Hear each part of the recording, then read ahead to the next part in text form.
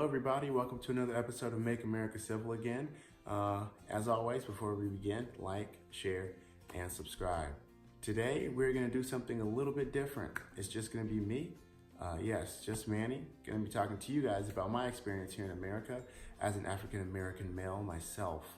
All right, so first off, I want to ask a couple questions that I will then answer on my own. So it's like I'm interviewing myself. So, the first question I want to address is this. Is America racist? I would say no. I think people in America are racist, like David Duke, kind of forgive me there, the leader of the KKK. He's definitely someone who would be considered a racist. And yes, there's different degrees of racism, and yeah, people can have stereotypical ideas about a culture without necessarily hating those people. I think that's the thing that needs to be distinguished, is just because you might think a certain way, which can be wrong. I'm not justifying it. I'm not saying it's okay to think negatively of a culture, but the point I'm trying to get at is, if you think negatively of a culture, does that necessarily mean you hate those people? And I would say it doesn't. And I think that is a thing that needs to be distinguished, and one thing in the whole racist conversation that's not being talked about. But as a human being, and as first and foremost a Christian, I believe that people are, one, created in the image of God, okay? And two, I believe that people should be judged based on the content of their character. So my worldview and Martin Luther King Jr.'s worldview line up when it comes to that. And I think most of you would think the same thing as well, that it's the color of your skin is irrelevant. It's the content of your character. How do you treat others? As a Black American, I can definitely say I have experienced racism personally. One story that comes to mind is I was sitting in McDonald's, or not really sitting, I was standing in McDonald's line with a friend from college. She was a white girl, not like a girlfriend or anything like that, just a friend. And as we're sitting in that, or standing in that line, there was an older couple. I'm talking late 60s, early 70s couple standing in front of us. And you could tell they thought we were a couple. And so you can just see it, you can just feel it, the hostility that started to rise. Things don't need to be said. Like, if you experienced anything like this, you know exactly what I'm talking about. When you know that a situation is not a good one and nothing needs to be said about it, right? So we were standing there in line, and you could tell this couple in front of us was getting uneasy because they thought we were a couple, and clearly they didn't believe in interracial relationships or whatever, which wasn't going on. But again, they judged based off of just us being together and not actually knowing us whatsoever. So I decided to be the jerk that I can be sometimes, decided to play on it. I started telling my friend how much I thought she was beautiful and how awesome she was. And then I said the three words, I love you, to her. And she's trying not to laugh because she picked up on this as well. No joke. The older gentleman that was standing in front of me stopped and walked out of the McDonald's. He didn't even order.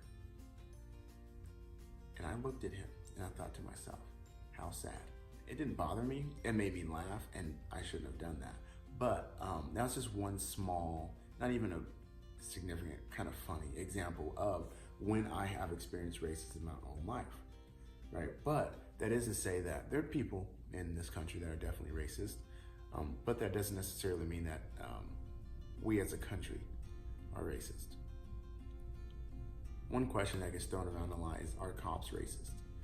This is the whole purpose of the Black Lives Matter movement, and how they want to show us that cops have a tendency to be more aggressive and more dominant when it comes to people of a black tone, or even color.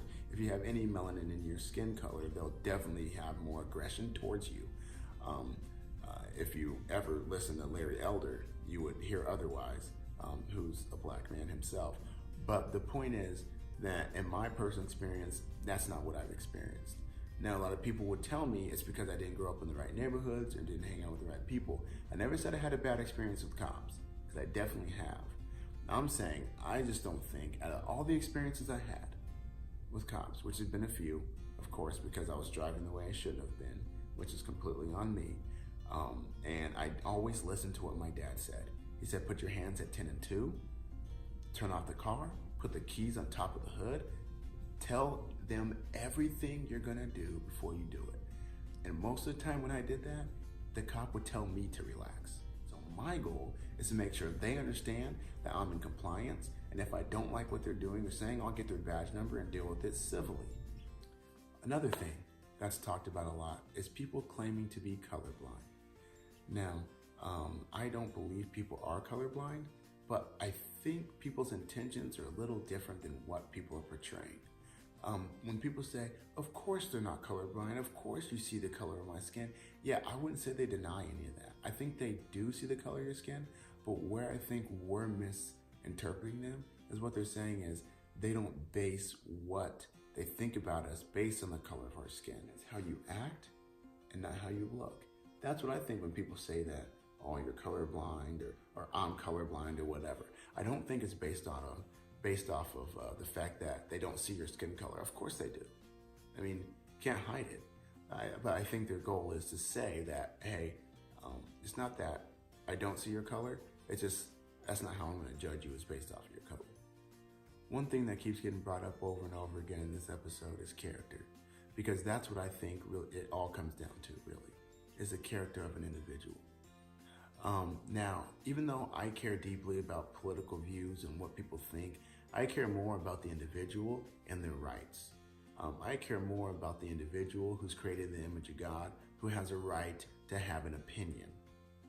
Okay, so if you're a liberal, if you're a conservative, if you're some mix in between the middle, if you're a Republican, if you're a Democrat, if you're a socialist, if you're a capitalist, all that doesn't bother me as much as it bothers me that you have the right to say what you want to say. All right? And I think people's character ought to reflect that. So the goal of this channel is to help bring civility back to that. So I think it's been lost. I really believe that people have lost the idea of being civil. But next week, I'm definitely going to have a nice little treat for you guys. I'm going to sit down with, once again, for the final episode of Being Black in America. It's going to be 2 African Americans who are going to actually have a conversation. I'm going to moderate the conversation, but there's going to be 2 African Americans that are going to have a conversation about racism in America. So I hope you tune in next week. Until then, I'm out.